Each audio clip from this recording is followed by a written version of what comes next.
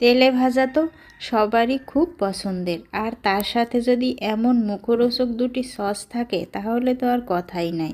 Hello বন্ধুরা, আরও একটি নতুন ভিডিওতে সবাইকে স্বাগত। আজ একটা নয়, পুরো দুটো সসের রেসিপি তৈরি করে দেখাবো। প্রথমে আমি তৈরি করব পেঁয়াজ পাতার সস। এজন্য প্রথমে একটা কড়াইয়ে অল্প একটু তেল নিয়ে তার মধ্যে পেঁয়াজ কুচি ও কাঁচামরিচ কুচি দিয়ে একটু নেড়েচেড়ে নেব। এবার এর মধ্যে দিয়ে দেব পেঁয়াজ পাতা কুচি। পেঁয়াজ পাতা কুচি দিয়ে একটু নেড়েচেড়ে মিনিট দুয়েকের মতো ভেজে নিয়ে নামিয়ে নেব। এগুলো খুব বেশি একটা ভাজার প্রয়োজন নেই, পাতাগুলো একটু নরম হলেই নামিয়ে নিতে হবে। এখন এগুলো একটা বাটিতে ঢেলে নিয়ে তার মধ্যে 5 চামচ পরিমাণ টক দই, 1 চামচ গুড়, 1 চামচ সর্ষে বাটা ও পরিমাণ মতো লবণ দিয়ে ভালোভাবে মিশিয়ে নিলেই তৈরি পেঁয়াজ পাতার সস। এটা পাউরুটি, পরোটা বা যে কোনো তেলে ভাজার সাথে খেতে খুবই ভালো লাগে। এখন তৈরি করব তেঁতুল গুড়ের সস।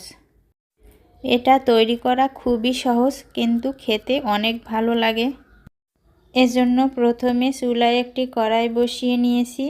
এবার এর ভিতরে দিয়ে দিচ্ছি বেশ কিছুটা পরিমাণ তেঁতুলের কাঠ ও আদা বাটা।